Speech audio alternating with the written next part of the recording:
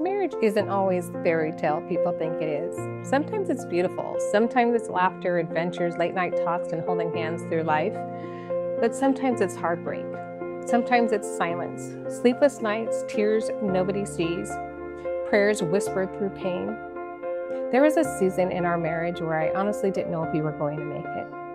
We walked through a trauma that almost broke us. And during that time, I felt unloved, unworthy, forgotten.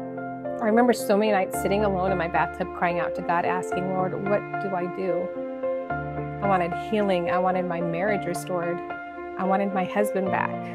But somewhere in the middle of all that pain, God began changing me first. I never forget that night finally surrendering everything to Him. Instead of praying, Lord, fix this for me, I prayed, Lord, it's not about me anymore. It's about my husband. Help him to know you. Help him to feel your love. And that through knowing you, teach him how to love. And something changed. Not overnight, not instantly, but little by little. God stepped into the middle of our marriage.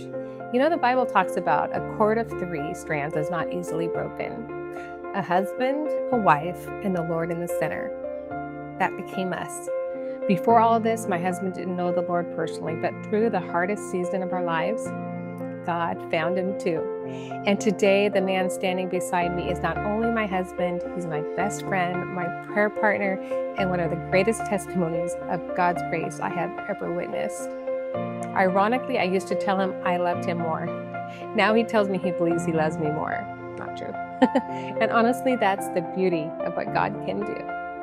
So if your marriage is struggling today, please don't lose hope. God still restores, God still heals, God still rebuilds what feels broken. Sometimes the miracle begins when surrender does. And sometimes the strongest marriages are the ones that survive the fire. As we celebrate 12 years together this May 10th, I look back and not just see our love story, but God's faithfulness through every chapter. This song is for my husband, for our journey, and for every couple believing God still has a purpose for their story.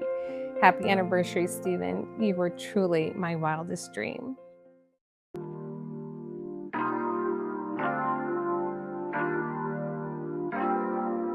Stop.